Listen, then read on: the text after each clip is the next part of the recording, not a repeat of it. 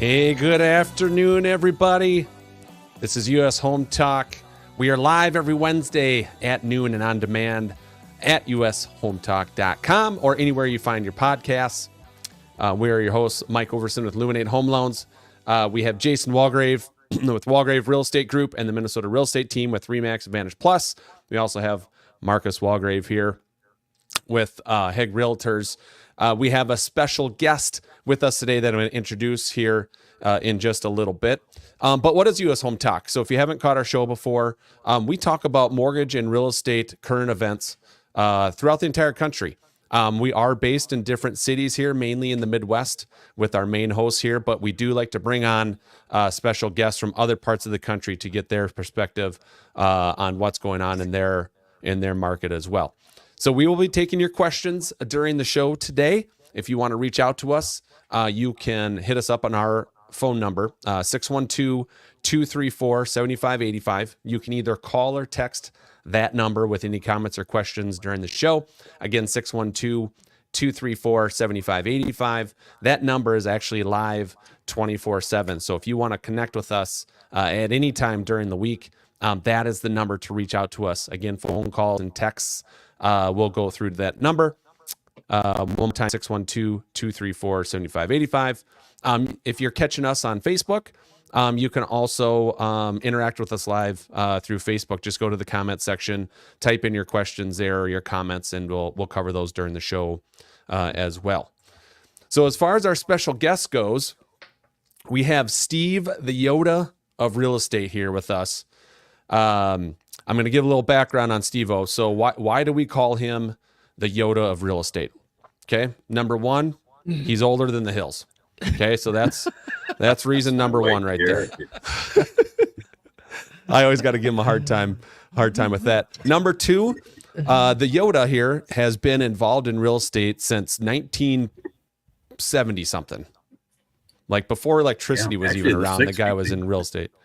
Right? Maybe even in the 60s. So he's been involved with real estate in one way, shape, or form for over 40 years now. So he's seen interest rates at 18.5%. He's seen the crash in 2005. He was a licensed real estate agent. He owns investment properties, vast knowledge from the Yoda. And so that's really the main reason why we have that nickname for him here. So Steve, we appreciate you joining us on the show today. Great to be here, Mike. Great to be here. Hopefully I can impart some wonderful wisdom for you. Oh, I think that you always do, Steve. You always do. Before we get into it, just a couple things I want to touch on quick. As we all know, Mike was in France last week, and rumor has it that the selection of protein food items in France is plentiful and quite delicious. Mike, can you confirm this? Yes. I only puked like twice a day by trying to eat their food that they had over there. And if you guys haven't been to France before, like, I don't want to dog them, but it's different, right? It's different over there. A lot of the meat that we had over there was like uncooked. It's like cured in a different way. It's what I would call uncooked meat, right? And so like the bacon was cold and like slimy, and which is the opposite of what I usually want mine like burned and crispy and all that, right? So it was definitely different when it comes to the type of food I eat versus what they typically have over there. I lost 8 pounds in 5 days. Not even trying to, it just happened. So it was definitely different.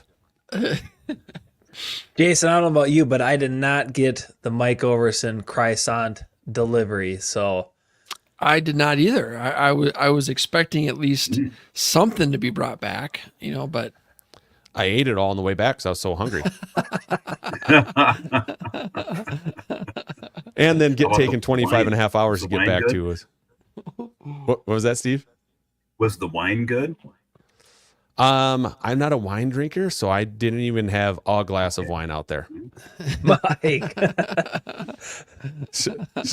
So of course I stuck out like a sword. Like, there's that stupid American dogging our food and not drinking our wine again. That's who I was over there. So, but it was still a good trip. Obviously, it was a good trip. It was quite the experience to go over there.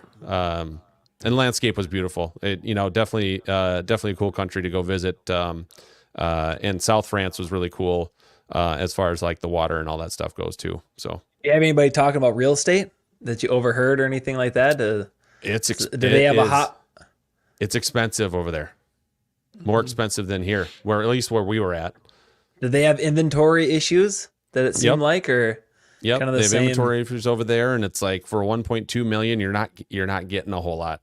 Kind of like California prices. Would you say? I would compare their market over there, at least the where we were at, to like San Francisco. What do you get for 1.2 in San Francisco? Tiny little Rambler. Two to three bedroom townhouse. You know what I mean? Yep. Something like that. Maybe less than 2,000 square feet townhouse, probably. Wow. Definitely less than 2,000 square feet. They rent. Oh, that's a great point. So yeah, there was one that we did see some real estate out there, and they were pointing out like, yeah, that one's listed for 1.6, hasn't sold yet. That one's listed for 1.2, and I'm just like, you get that for 1.6? It was, yeah, it was more expensive out there. Are we talking dollars or? That was euros too. Euros. Oh, jeez. Yeesh. Yeah. So you add what, 30%? Add 10%. 10%. Yeah. Yeah. So if you think we got it bad here, it's a different ballgame over there. Definitely. Definitely. Well, welcome back. We're glad to have you back, Overson. It's good to be back. I gained a couple pounds, back to normal diet. I'm getting older. I don't like all that change. I can't take that different stuff anymore. Mike, you're getting just like the Yoda. You're That's Yoda right. Junior. Yeah. Did Yoda Baby have a Yoda. baby? Baby Yoda. Baby Yoda, yeah. I might have to. Oh, I see Evan put me as La Mortgage Mike on there. Nice. La Mortgage Mike. Okay, so we're going to talk about. So one of the main topics today, we're going to talk about interest rates, and the reason why I brought this up too is because the Yoda and I actually have kind of a bet going on. Our bet was we got together. I think it was last Christmas, so last December, and we made a bet. Where are 30-year fixed interest rates going to be at by the end of 2023? And I think the Yoda, what was your prediction, Yoda? I said I think that they would, they'd be around 7%, I think is what I was saying. Yep, and I think I said closer to 5. Yeah, I said they could get into the 4s. Yeah. So right now we are at the worst interest rates that I have seen in my career. We're at a 20-year high, basically. So since 2001, 2002, we're at the highest rates that we've seen since that time frame. We're in the low 8s. If you don't want to pay any sort of discount points, you're in the low 8s right now for a 30-year fixed. Mm-hmm. So unless something drastic changes here in the next 2 months, I'm going to lose my bet to the Yoda. And the Yoda is one of the only people at any point in time that said, look, inflation's a beast, right? It's tough to tame. We could see rates between 8 and 9% at their top before this thing turns around. And look where we're at today. Mm-hmm. We're at 8 1/8 with no points right now. Mm-hmm. So the Yoda has predicted it correctly, where there's a lot of industry professionals that didn't predict that correctly. And so that's kind of our discussion today is, where are rates and what's happening and how does it work? Mm-hmm. And so Yoda, I go back, I can remember a time when we were 16.5%. This was the 25, 30-year money for homes. 16.5% interest. And the world to come to an end. I'm still here. You guys are also here. Right. That was about the time that most of you were born, I think. Well, that's a good point, Steve. When I got in the business in 99, so I got licensed in 99, 2000 was my first full year. The average 30-year fixed rate for that year was 8 1/4. And so I started my real estate career when 30-year fixed mortgage rates were 8 1/4. And there's creative loan programs out there. I don't recall really anybody making too big of a fuss out of that 8% interest rate. Obviously when you go from 4 to 8, that is harder to swallow. But we talk, Marcus, Mike, and we've been talking about this a lot. We can get those rates down to, low sixes, high fives, and I think that it's really gonna to do well for not only the economy but real estate. And so I believe rates are going to be lower next year. I really do. Do I think they're going to get into the fours? I don't. I hope they get into the high fives. I think we're probably going to be in the low sixes, but I do think they're going to be lower next year. And historically, I would just say that we're about average right now. If you want to go back 50 years and average what rates have been, this is any time post World War II, 7 to 9% was pretty much realistic. I mean, the idea that I remember being shows when we were talking rates were 3 and 4%. Did anybody honestly think they're going to stay there forever? I mean, kind of surprised they did stay where they were at as long as they did. Yep. But what did that take? What did it take to get there? What did it take to get to rates down all the way? I mean, there was 30-year fixed rates. I did plenty of them underneath 3%, 2.75, 2.875. What did it take to get interest rates there? Took an event that's really never have happened before in history. It took COVID-19 to make that two happen. Events, right? Great Recession to get it into the high threes, and then COVID to get it under threes. Yeah. Double whammy. Yeah. Right. So, I mean, to for anyone to think that would be normal or for that to even happen again, probably not. I mean, never say never, right? But I mean, it's going to take another probably crazy event like that maybe has never happened in history before, to drive rates down to that level again. But also look at the mess it's created coming out of it. Right. And now we say it's a mess, and that's just because of the rapid increase of interest rates. Right? That's the talk. It's not necessarily where interest rates are at. It's that in January of 2022, we were still talking about rates that were around 4%. October of 2022, we had rates at 7%. So in 10 months, you went from 4 to 7, and that's a pretty rapid increase as far as interest rates go. And that's really what the talking point should be. It's not necessarily where rates are at right now. It's just how fast they got there. Right. And that was very I'm taking a peek. Of what's happened in the past too. Go ahead, sorry, Steve. I said that's very as to what happened in the past. I mean, the Feds wanted to squeeze this thing down like they have in the past, and so they jacked up rates. And of course, at the same time, they were, Congress was working against them by spending more money, deficit spending, which obviously is fuel to the fire. And we're trying to slow that fire down because the pot's boiling over with too much demand out there, chasing too few goods, and we all know that brings inflation. And inflation, as I said, I think a few months ago when I was on, it's a real tough animal to tame, very tough. Yeah. What's more complicated, solving a Rubik's cube, or rebuilding an automatic transmission, or trying to tame inflation? If you had to do one of those three, which one are you picking? I'm guessing probably managing and taming inflation is probably the last on your list. Well, that's because I feel like I can YouTube. Right. It's so painful. It's so painful. Yeah. We were talking about inflation here, and I just did a quick Google search. FederalReserveHistory.org was just a site that popped up, and inflation, right? I mean, I was born in '84. It's just not a topic that was really discussed much for me personally in my life. And I saw just kind of hopped on there and looking at it, they were referencing this, when inflation took off in the mid 60s as the great inflation. Mid 60s, it started shooting upward and kind of settled down by the early 80s. Right. And so, that's just a topic that, prior to the last 18 months, I don't think I ever heard anybody talk about inflation since I've been in my professional career. So, I mean, this, for me, somebody who's in my late 30s, a topic that's very foreign to me. So I think when you get somebody like Steve Perkins and having that opportunity to have been in the real estate game since the 60s, I mean, you've had that chance to see how that played out, and you kind of maybe have a little bit better feel of where rates are going to be. Hence the reason why you beat Le Mortgage Mike in the rate bet.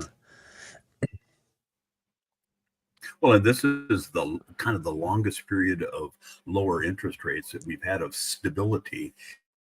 And probably that's because of, like you say, the Great Recession, 2008, coming out of that, and then COVID. I mean, it kept things down, and people saved rather than spent, and so.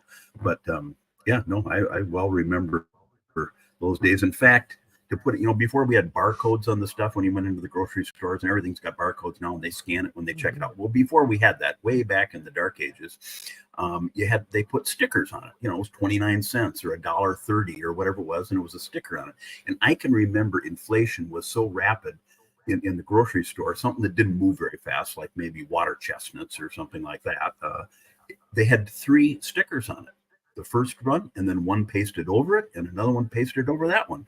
And that's how fast inflation was going. And, wow. Before it sold, they raised the price 2 more times, and so that's what happens with inflation. You can't ever keep it tamed at 3 or 4 or 5%. I mean, 1 to 2% is about the most you can tolerate and keep it under control. Otherwise, it's like a raging pneumonia or something, and it just keeps growing. And you can see hyperinflation that they had in Germany, which was, they actually paid people in Germany before World War II. The inflation was so bad, they paid them 3 times a day, because if you waited until the end of the day to get your money and buy something, it was more expensive than what it was at noon or at 10 o'clock. Wow. So 3 times a day they paid them. And they gave them a break to go buy something.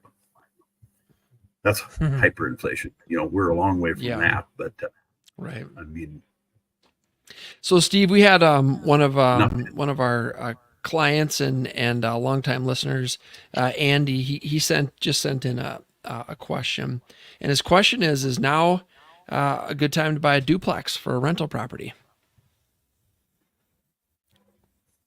Well, my dad was in real estate, and he had an old expression, of whether you rent or whether you buy, you pay for the home you occupy. And and I think that's was true 50 years ago, 100 years ago, is true today. I mean, and people have to live someplace, unless everybody's going to go back to their folks' basement or something. And of course, a lot of parts of the country don't even have basements for them to go back to. So, so I think, yeah, it is, if it's reasonably priced and you've got a decent cash flow and you're in a stable economy. I would beware of some of these areas where they're talking rent control and things, where you got the government kind of coming in and they're controlling your income, but they're not doing anything to control your expenses, like taxes and insurance and heating costs and those types of things. But rental property, I've owned it most of my life, and it's been very good to me. Well, and I think, Steve, too, and Mike and I have talked about this quite a bit over the last couple decades. When you're talking about rental property, when you're talking about buying income-generated real estate, the price and the interest rate is really irrelevant until you look at how much income that property will bring in. So it doesn't really matter what you're paying for. It doesn't matter what your interest rate is. You have to calculate those things. So we have to know what those two things are. But then if the income is high enough where it financially makes sense, it's a good financial investment, then it doesn't matter what the rates or the prices are. And so, but at the end of the day, you got to break down those numbers. Okay, what is the price tag on it? What's my cost on it? So what that includes your taxes, insurance, your overhead. What's the cost to own it? And then how much money can I bring in? And if those numbers make sense, and they're different for all investors. I mean, most investors are looking for some type of cash flow. Other investors are looking for a very long-term investment in real estate. But you take a look at appreciation, absolutely, and tax benefits and all of the the extras that come along with owning real estate as an investment property. So it's a great question, Andy. It's a really great question. Yeah, I would think, in many cases, it's a good time. There's never, as you say, Jason, there's never a bad time to really buy real estate, particularly on the rental thing, if you're looking at it in the exact way that you described. How much income do I have? What's my expenses? Yeah. What's my margin? And we call that, we discount the cash flow back to present. And if it's inflation is running 8%, well, we better use a discount rate higher than 8, maybe 10% or something, because we want it to grow a little faster than inflation. Yep. It's good stuff. Yeah. So now the question is that I want to get to with you guys is what happens with buyers and real estate here between now and, let's just say, the spring market. So we have interest rates; they're sitting around 8% right now, right? What happens if you're a buyer out there? Now, the markets we're in, so Jason and I are up here in the metro area, so Minneapolis. We're outside of Minneapolis, St. Paul here. Marcus is in Sioux Falls, South Dakota. The Yoda splits his time between Sioux Falls, South Dakota, and then Sun Lakes, Arizona, which is south of Phoenix, 40 minutes. Yeah, that's the right, Phoenix area, right? Yep. So Correct. So Phoenix area there. So what happens with home prices? You're a buyer. You want to buy something here in the next 2 months. What are you expecting as far as, what am I going to have to pay? Percentage of list price, things like that. Mm-hmm. Well, I can tell you that this time of the year for buyers, going into the fourth quarter, not really the first quarter. Last year, we saw things really take off. I mean, that last week in December. So I would say there's going to be more opportunity in the fourth quarter than there will be probably for the next 12 months after that, or the next 3 quarters after that. Builders are offering incredible incentives right now to buy their spec homes and to get them closed and off the books before the end of the year. Price discounts. They're offering, big money to buy down the rates. And so as a buyer, if you hear the things you got to look at, do you need a place to live? Yes, I do. You need a place to live. What can I rent for what I want to spend? And I'm not talking about go get pre-approved and then buy as much as the bank will give you. I'm talking about let's do a budget. Let's figure out what your comfortable monthly spend is on your housing. You got that number. Let's call it $2,000. Okay, well, what does $2,000 get me for rent? And then what will $2,000 get me if I buy at today's prices and today's rates? You take and compare the two properties, right? And if buying, and I would bet in most cases that these homes are going to be similar, buying makes more sense. You're going to lock into today's price. If the interest rates go down next year, which I believe they do, most believe that they do, you are going to have a tremendous amount more competition.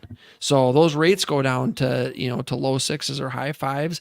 Everybody else that's sitting here going, I'm not buying with a 7% rate, or I'm not buying with an 8% rate. Guess what? They're back in the game. Now what's going to happen is you're going to pay more. So we're in that market right now where you might not only be able to get a discount or the seller to buy down your rate, but you're probably not going to have to pay more than list price. Spring comes and those rates drop 1.5 or 2 points, you're going to probably pay more than list price. And it's going to cost you more to buy that real estate. Now, one of the things that Mike has in Illuminate, the program that they've launched this year, is if you do a mortgage with them now, this year, and you want to refinance, they don't have any lender fees when you do the refinance. So they're giving you opportunity to have a significantly discounted. Yeah, it's a great deal. Is that how long you guys going to do that, Mike, or how long are you going to keep that in place? So you do a purchase loan with us in 2023. We will do a refinance for you with no lender fees at all, and that there's no time limit on that. So if it's 2025, 2026, when you do your first refinance with us, we'll waive those lender fees, down that far down the road. More than likely, this is going to span into 2024. So once 2024 comes around, I'm guessing that we're going to do the same thing. So any purchase loans in 2023 and 2024 that you do with us, your first refinance on that particular property we'll do for free for you. Love it. Great program. Boy, that is a great deal. In fact, back in the dark ages, again, when we had these horribly high 16, 17% interest rates for mortgage loans. They had prepayment penalties. And so if you were going to go prepay your loan, in other words, pay it off and refinance, you had to pay them, 3, 4, 5, 7% of the of what the loan was. And so that prohibited that. When you took out that loan, you were married to it for 25 years or you had to sell the property. Yeah, that's wild. That's why we don't see many of those anymore. Prepayment penalty. Commercial loans, we'll see. So we got this opportunity now where you can buy, and if you think rates are going to come down, in other words, if you're betting with Mike over there, and the rates do come down, pay it off and refinance. And of course, if you think, well, I'm going to be able to buy it cheaper in the future, well, if houses go into a little recession, what do you think is going to happen with interest rates? They're going to go down too then, shortly thereafter, because demand will. And so therefore you can refinance at a lower rate, no prepayment penalties and what have you. And if housing prices continue to go up and interest rates even continue to go up, you're in a good situation. Yes, you are in a good situation. Really isn't a way to lose. Waiting so Steve, maybe more risk than not. I agree. I think in most cases waiting is a bad decision. Steve and Marcus, Mike and I were talking about this just a couple days ago. So Ryan O'Neill and Mike, they have Mike's on, and he's got a couple shows that he does every week. Big celebrity. Big celebrity. Yep. He does autographs Fridays at noon. Yeah. Take trips to France. Real estate trips to France. Real estate trips to France. Brian Van Hoft on our team. He brought up he brought up a great discussion, and the example he gave was this: a client of his went out and bought a $380,000 home, or the mortgage is $380,000. It was one or the other. So he went out and he bought this.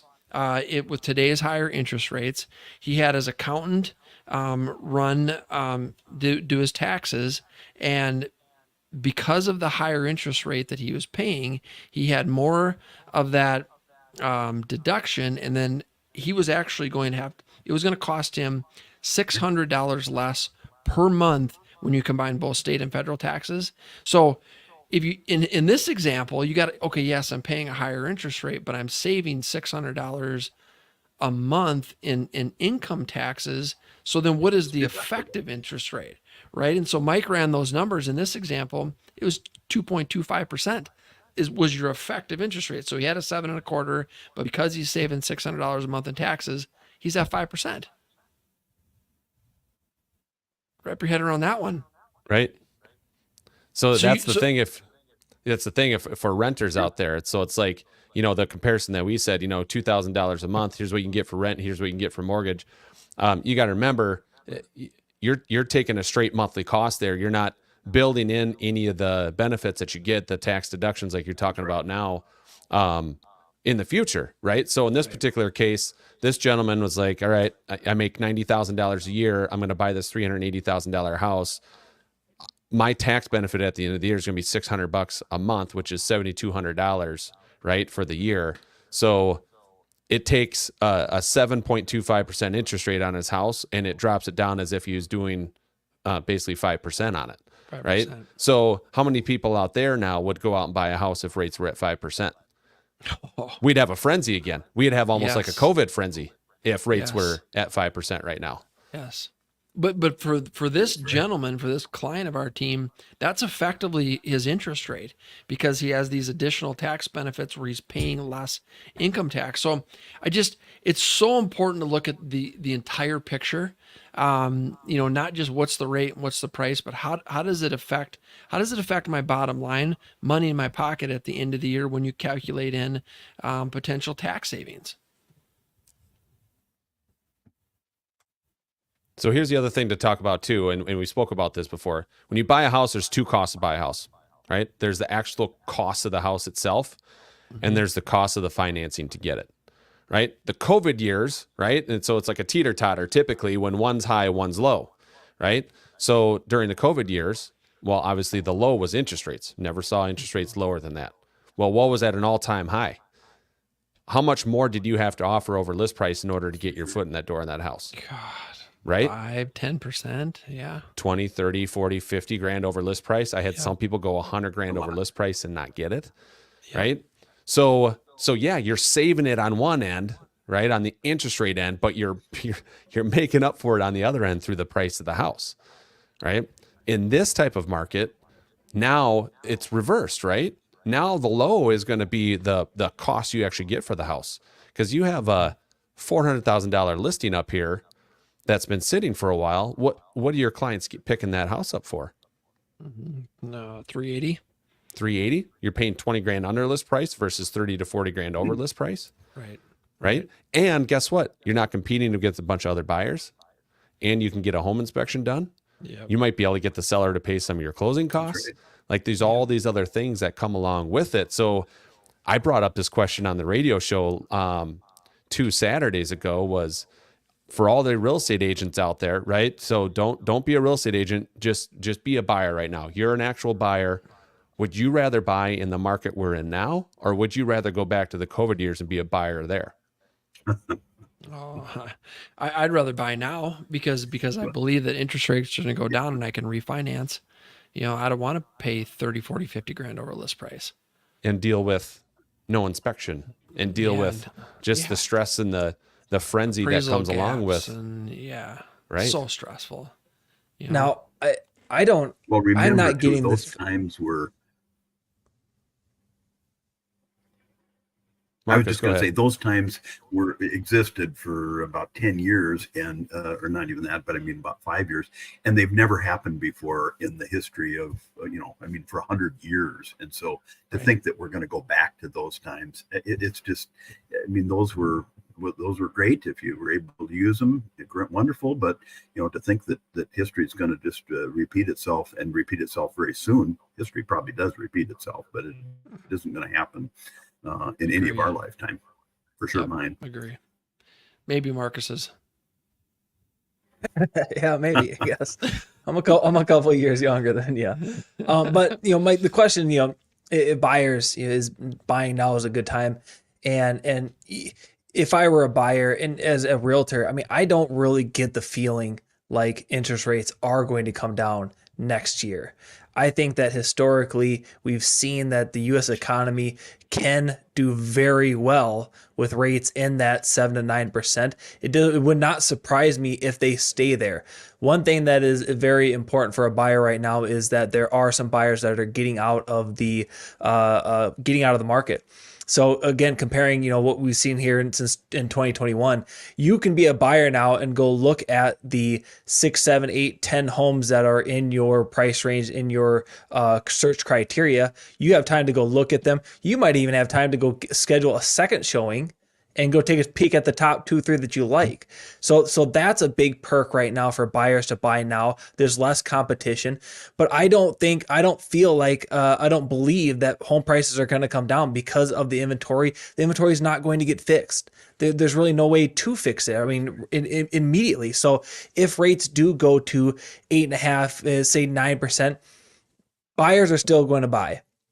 I believe that with 100%. If they do come down, the rates do come down to 5%, it is going to go back to 2021. It's going to be a crazy buyer bidding war frenzy. So if you're looking at it, say, okay, well, I want to buy a house and maybe I get a chance to refinance. Okay, well, maybe you don't get a chance to refinance. Homes are going to be more expensive, in my opinion, in the future.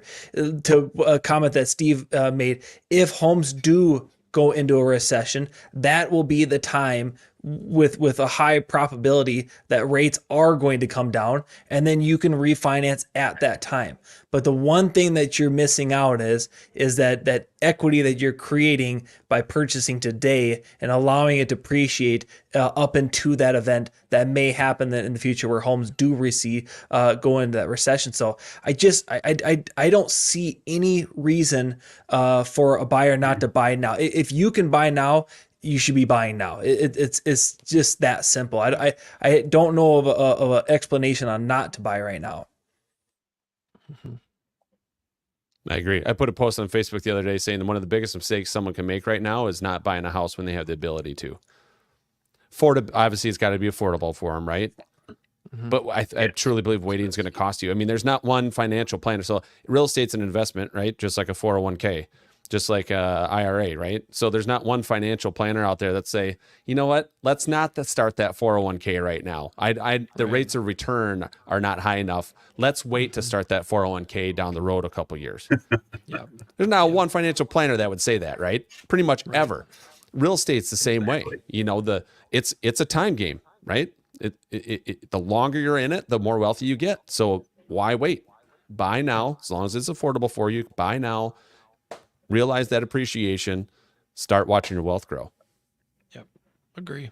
Well, and for most people, every day we're consuming real estate. We're living someplace. I mean, it's pretty cold in South Dakota and Minnesota, and even down in Arizona. You got to have a house, or a shelter of some sort or another. So we are consuming it, and we're buying real estate every day. So whether we want to buy it in the market, or whether we want to rent, or just kind of stay in where we are. Yep.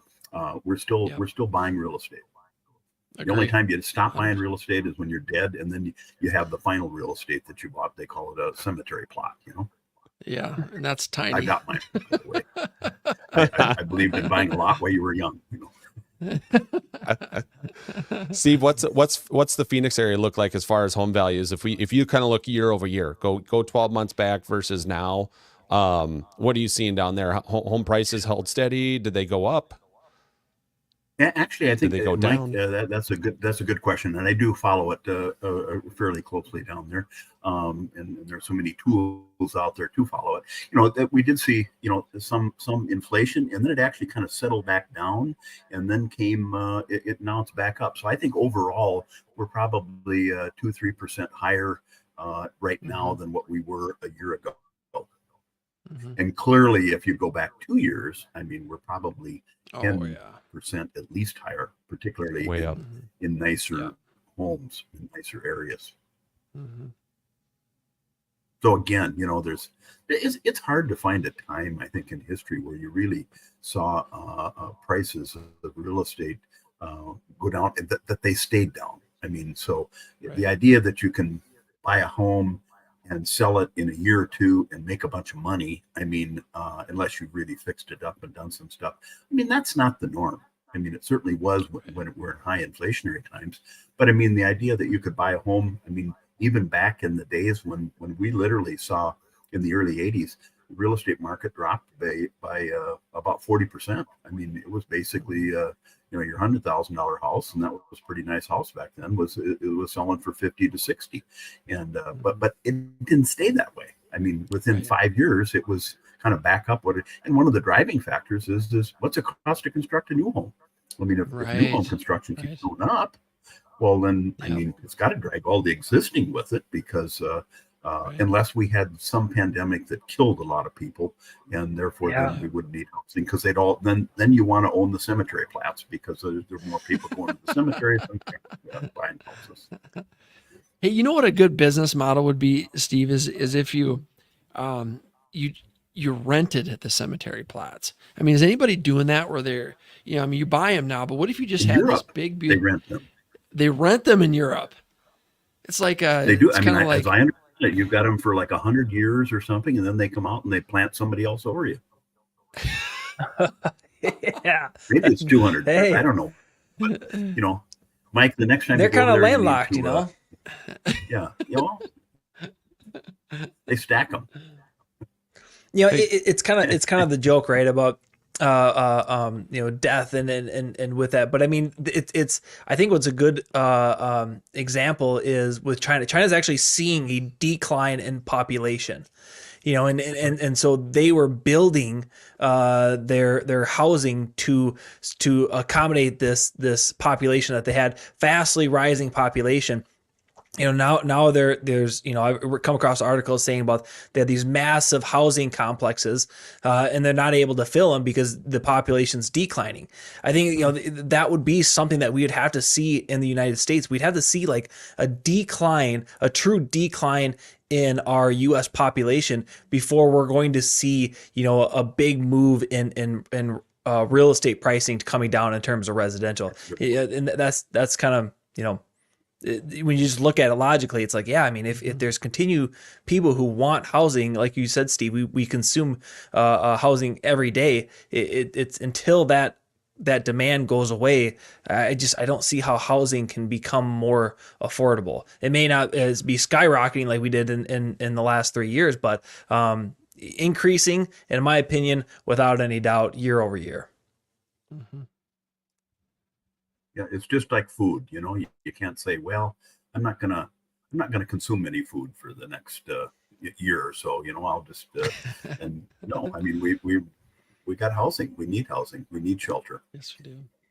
We do. Mike, how long did you go without food? A couple days?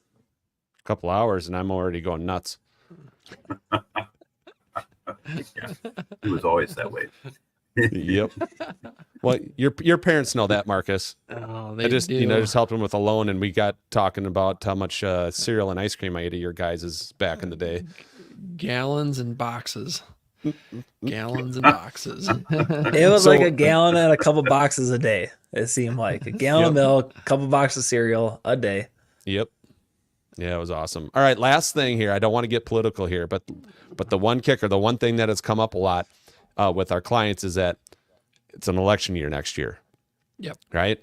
How does an election year affect what we have going on with housing, and how does it affect what's going on with interest rates? Does it change it? Does it not? What's your guys' thoughts on that? I think interest rates go down because of the election year. I think that there will be some strategy behind that.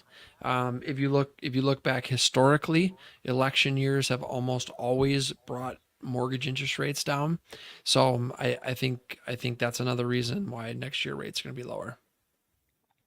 And that well could be. And I think the Fed, doesn't like to be political. I mean, they obviously are, but I mean, they don't like to inject themselves into politics, and they've kind of tried to, particularly when you got incumbents running for election and everything. But, I don't know, politically, we're living crazy times. We just did something that we haven't done in the last 250 years of the Republic. We ousted a Speaker of the House. I mean, that's never, ever happened before. So things are a little bit crazy out there, but generally I think you're right, Jason. I mean, they're probably going to be trending down, and it seems that things are slowing down somewhat.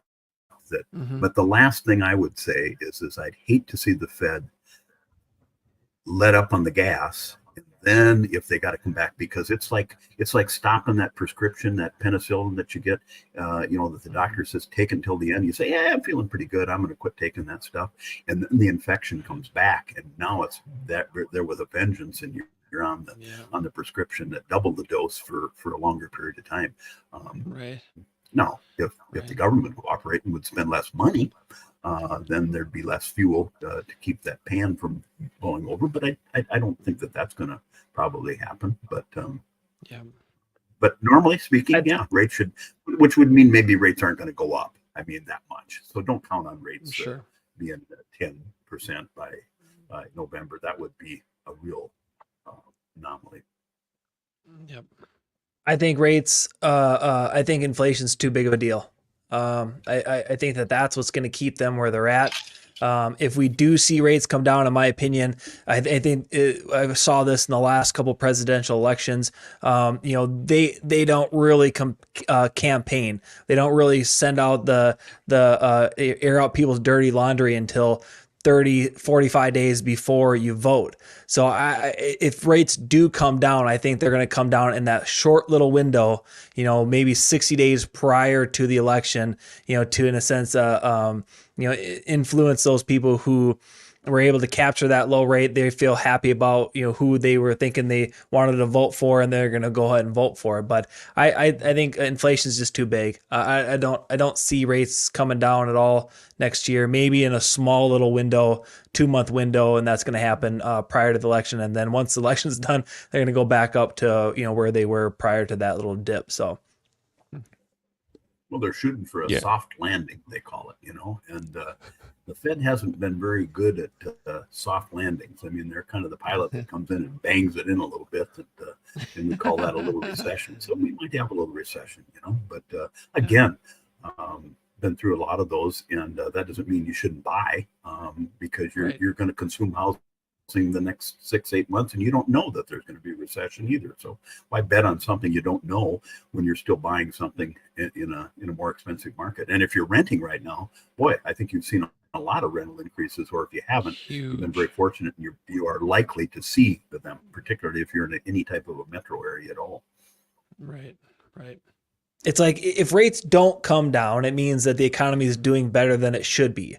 And if the economy is doing better than it should be, then landlords are going to be able to ask for more rent. So your rent's going to be more expensive. So, I mean, there's so many factors into it in terms of like, if the economy continues to do very well, your salary is going to do very well because your employer can pay you because the economy is doing so well. And so it kind of offsets any of those increases in rates. And so it's buy now, buy.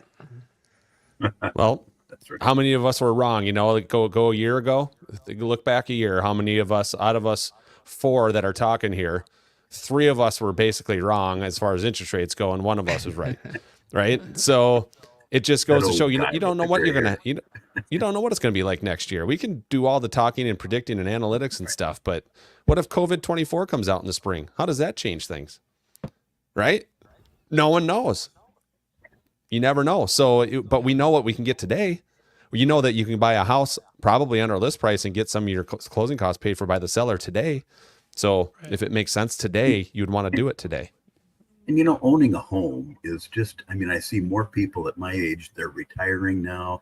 They're maybe stepping down, maybe going into the rental market just because they don't want any of the pains of ownership or the struggles or whatever you might call it, that they have to mow the lawn or do any of those things. But when they do, then, you can sell that house, you can make $500,000 and you don't have to pay 1 penny of tax on it. And many of these people are gaining. I see some people. I work with one lady right now. She's in her 90s and she's living off of what she made on her home, and she got it tax free. Without that, she wouldn't be. So if you're just a renter all your life, it isn't. So just like the guy says in your 401k and in your IRA, put your money in and keep it going in, year out, or whatever, as much as you can, and do that, and don't worry about how the market's going, because in the long run, the market is going to be good. And that's the same way with the house. Buy the house. You got to live someplace, and think of it in terms of what it's going to be worth in 10 years or 20 years from now. If I'm in the home market as opposed to just renting, you can't lose. If you do, the whole economy is shot. So then it doesn't make any difference anyway. Then it doesn't matter anyway. Then you got bigger problems. Yeah, we got bigger problems to worry about at that point.